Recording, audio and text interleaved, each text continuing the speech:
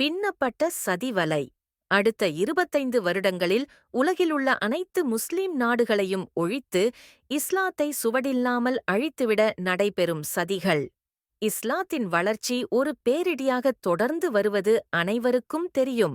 உலகத்தை தனது ஆதிக்கத்தின் கீழ் அடக்கி வைத்து ஆதிக்கம் செலுத்த நினைக்கும் பெரும் பணக்காரர்களின் எண்ணிக்கை மிக மிக குறைவு. இவர்களுக்கு இஸ்லாம் போன்ற சகோதரத்துவம் பேசுகிற, சமத்துவம் பேசுகிற மார்க்கங்கள் முதன்மையான எதிரிகள். இவர்கள் ஒருக்காலும் இஸ்லாம் போன்று நியாயம் பேசுகிற தத்துவங்களை ஏற்பதில்லை. இவர்களுக்கு இறை நம்பிக்கை இல்லை, இறைவனைப் பற்றிய பயமும் இல்லை, இம்மை மறுமை போன்றவற்றை ஏற்பதுமில்லை. இன்று இஸ்லாம் இந்த உலகில் பெருமளவு வளர்ந்து பரந்திருப்பதற்குக் காரணம் அது பேசுகிற சமதத்துவ நீதிதான். இஸ்லாம் என்பது ஏழைகளுக்கானது, எளியவர்களுக்கானது, வறியவர்களுக்கானது. இவர்களுக்கு ஆதரவாக இஸ்லாம் நியாயத்தை போதிப்பதால் பெரும்பாலோர் இஸ்லாத்தை ஏற்று முஸ்லிம்களாக இருக்கின்றனர். அதனால் இஸ்லாம் ஒரு வளர்ந்த மிகப்பெரிய மதமாக இருக்கிறது. ஆனால் ஆதிக்க சிந்தனையில் மூழ்கியிருக்கின்ற பணக்காரர்களோ இம்மையில் இந்த உலகில் வாழும்போது சாதாரண மக்களுக்கும் அப்பாவிகளுக்கும் அநீதி இழைத்தால் மறுமையில், அதாவது மரணத்துக்குப் பின், மரணிப்பதற்கு முன் செய்த பாவங்களுக்கு கடுமையான தண்டனை எல்லாம் வல்ல இறைவனால் வழங்கப்படும் என்ற பயத்தின் காரணமாக நல்லவர்களாக இருக்கிறார்கள் அல்லது நல்லவர்களாக நடித்துக் கொண்டிருக்கிறார்கள். ஆதிக்கவாதிகள் இறைவனுக்கு பயப்படுகிறார்களோ இல்லையோ, எண்ணிக்கையில் அதிகமாக இருக்கிற நியாயவாதிகளுக்கு பயப்படுகிறார்கள். இறைவனின் சட்டமாக கருதப்படும் முஸ்லிம்களின் ஷரியத் என்னும் சட்ட புத்தகம் நியாயவாதிகளையும் நீதிமான்களையும் வழிநடத்தக்கூடியதாக இருக்கிறது. இந்த ஷரியத் காட்டும் வழியில் நடைபயில்பவர்கள், தவறு செய்பவர்கள் எவ்வளவு பெரிய தனவந்தர்களாலும் அவர்களை தண்டித்து விடுவார். நீதி நிலைநாட்டப்பட்டுவிடும். ஆனால் இந்த தண்டனைகள் எல்லாம் இந்த 21ஆம் நூற்றாண்டின் மையப்பகுதியில் தகுதியற்றதாகப் போய்விடும். நாம் மற்றவர்களை விட அதிகமாக வளர வேண்டும், மற்றவர்களை விட சிறப்பாக வாழ வேண்டும், பெரும்பான்மையானவர்கள் தனக்கு கீழ் இருக்க வேண்டும், மற்றவர்கள் தனது ஆளுமையின் கீழ் தனக்காக வேலை செய்ய வேண்டும் என்று நினைப்பதும் சிறிய அளவிலான ஆதிக்க வெறியே. அதற்கு மாறாக நாம் மற்றவர்களையும் உயர்த்த வேண்டும், நம்முடன் மற்றவர்களும் சிறப்பாக வாழ வேண்டும், பெரும்பான்மையானவர்கள் மற்றவர்களை பெருமைப்படுத்துபவர்களாக வாழ வேண்டும் என்று நினைப்பதுதான் மனிதநேயம். இதைத்தானே இஸ்லாம் மார்க்கமும் போதிக்கிறது. நமக்கு திறமையிருந்தால் எவ்வளவு அதிகமாக வேண்டுமானாலும் சம்பாதிக்கலாம். ஆனால் தேவைக்கு அதிகமாக சம்பாதித்ததை தேவைப்படுபவர்களுக்கு கொடுத்து தனது சமுதாயத்தில் எல்லார்க்கும் எல்லாம் என்னும் சமநீதியை உருவாக்குபவன்தான் சரியான மனிதன். இந்த நிலையை அடைய மனித நேயமும் மனிதாபிமானமும் சக மனிதனை நேசிக்கின்ற எண்ணம் கண்டிப்பாக வேண்டும். ஆனால் அடிமைத்தனத்தை விரும்புகின்ற ஆதிக்கவாதிகள் இதற்கு மாறுபட்டவர்கள். மனித நேயத்தையும் மனிதாபிமானத்தையும் எதிர்க்கிறார்கள். சமநீதியை ஒரு சாக்கடையாக பார்க்கிறார்கள். எல்லா மனிதர்களும் சமமானவர்களல்ல, வெகு சில ஆதிக்கவாதிகளை உயர்வானவர்களாகவும் மற்ற மனிதர்களை அடிமைகளாகவும் கருதுகிறார்கள். இந்த சிந்தனையுடையவர்கள் தற்போது தங்களை வலிமைப்படுத்திக் கொண்டார்கள். எப்படித் தெரியுமா? 20ஆம் நூற்றாண்டுக்கு முன்பு வரை உடல் பலமும் வாள், வேல், வில், அம்பு போன்றவைதான் நீதியை நிலைநாட்டும் ஆயுதங்களாக பயன்பட்டன. மனிதர்களுக்கான சமநீதியை மறுப்பவர்கள் எல்லை மீறாமல் கட்டுப்படுத்தி வைக்கப்பட்டிருந்தனர். ஆனால் என்று வெடிமருந்துகள் கண்டுபிடிக்கப்பட்டனவோ அன்றிலிருந்து புத்துணர்வு பெற்ற மனிதகுல விரோதிகள் தற்போது உச்சநிலையை எட்டிக் கொண்டிருக்கும் ஆர்டிஃபிஷியல் இன்டெலிஜென்ஸ் டெக்னாலஜி வரை தமக்கு சாதகமாக வளர்த்து கொண்டு இந்த உலகை மேலான கட்டுப்பாட்டுக்குள் கொண்டு வந்து விட்டார்கள். மனிதர்களை கொலை செய்வது இவர்களுக்கு ஒரு விளையாட்டு.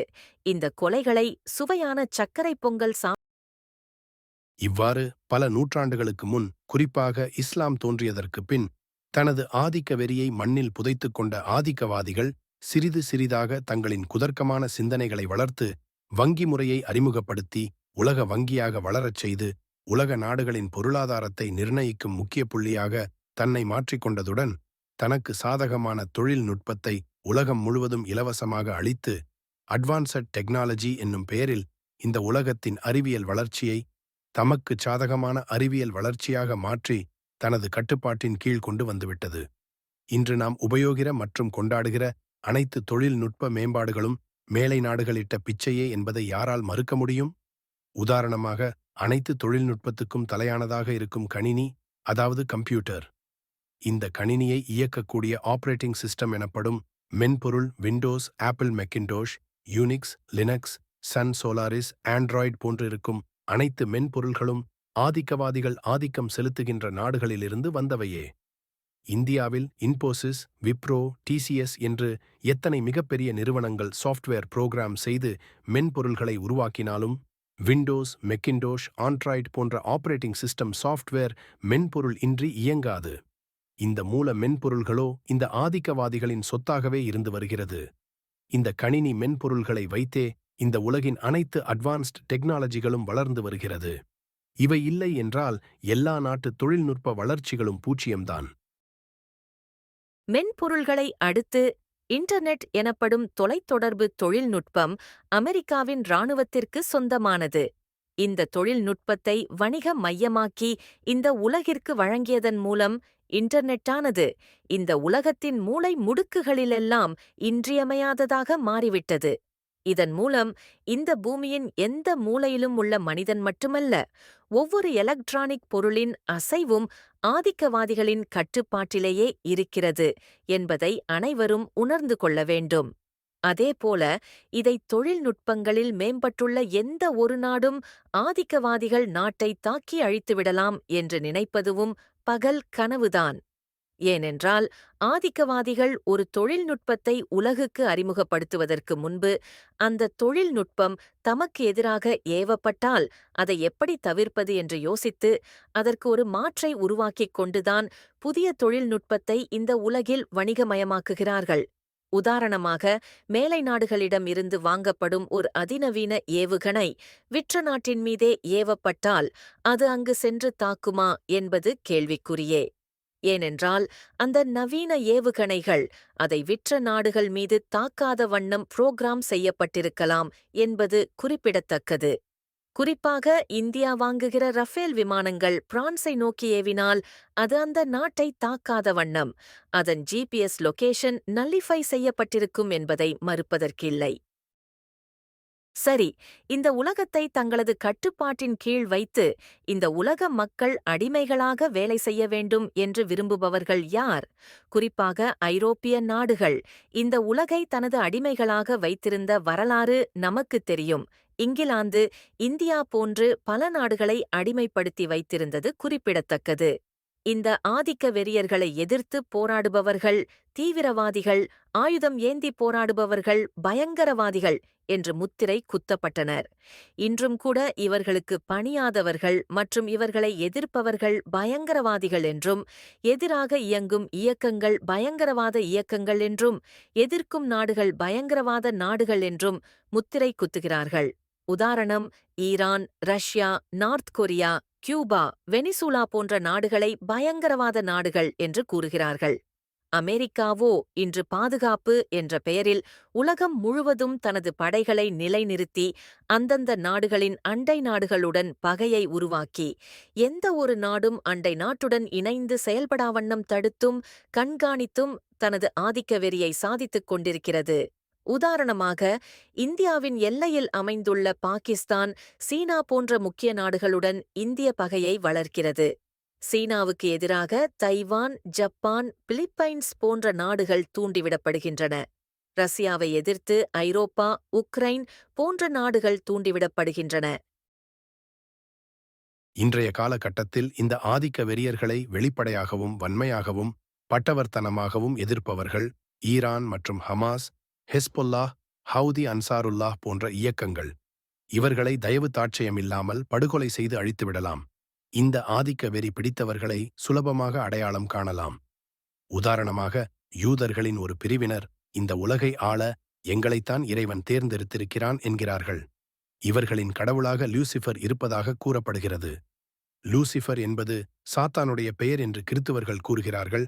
ஐரோப்பா, அமெரிக்கா உட்பட பல நாடுகள் இவர்களின் கட்டுப்பாட்டிலேயே இருக்கின்றன என்பது இந்த உலகம் அறிந்ததே. இந்தியாவை ஆட்சி செய்கிற பிஜேபி இன் தாய் கட்சி RSS என்பது தெரியும். இவர்கள் சனாதனம் என்னும் மனிதர்களை தாழ்த்துகிற சாதி பேதங்களை உருவாக்கி மனிதர்களை கேவலப்படுத்துகிறார்கள். ஆதிக்க வெறி பிடித்த அமெரிக்காவுடன் சேர்ந்து ஜப்பான் போன்ற நாடுகளும் நடைபோடுகிறது. இந்த ஆதிக்க வெறியர்களை எதிர்த்துப் போராடும் இஸ்லாமிய நாடுகளை 2050க்குள் அழித்துவிடவும், எஞ்சியிருக்கும் முஸ்லிம்களை அடுத்த 25 வருடங்களில் பயங்கரவாதிகள் என்று முத்திரை குத்திக் கொன்று குவித்து இஸ்லாத்தை முற்றுமுழுதாக அழித்துவிட வேண்டி சதியாலோசனைகளும் சதிச் செயல்களும் உறுதியுடனும் முழு வேகத்துடனும் நடைபெறுவதாக கூறப்படுகிறது. இஸ்லாம் இல்லாத உலகம் மனித அடிமைகளை விரும்பும் ஆதிக்கவாதிகளின் சொர்க்கம் என்று நம்புகிறார்கள். இவர்களை மனித நேயம் பேசித் தடுக்க முடியாது. மாறாக இத்தகையோரை எதிர்க்க உலகம் முழுவதும் உள்ள கண்ணியமிக்க நாடுகள் எல்லையற்ற ஆயுத பலத்தையும் தாக்குதல் பலத்தையும் வளர்த்துக் கொள்வது மட்டுமே தற்காத்துக் கொள்வதற்காக சரியான வழி என்பது தற்போது நிரூபணமாக்கிக் கொண்டிருக்கிறது. மனித குலத்தைப் போற்றிய சிந்து சமவெளி நாகரீகம் உட்பட உலகின் பல சிறந்த நாகரீகங்கள் எப்படி அழிந்தன என்பதற்கான சுவடுகள் இருக்கிறதா? நாகரீகங்கள் எல்லாம் பேரழிவு ஆயுதங்களால் சுவடுகளின்றி அழிக்கப்பட்டது என்றால், மனிதர்களுக்கான தலை சிறந்த நாகரீகங்களை பாதுகாப்பது எப்படி? தற்போது பேரழிவை ஏற்படுத்திக் கொண்டிருப்பவர்கள் பெரும் ஆயுத பலம் மிக்கவர்களாக இருக்கிறார்கள். இதுபோன்ற பேரழிவிலிருந்து தங்களை காத்துக்கொள்ள உலகின் மற்ற சாமானிய நாடுகளும் தகுந்த ஆயுத பலம் பெறுவார்களா? பேரழிவு ஆயுதங்கள் உண்மையிலேயே தேவையா?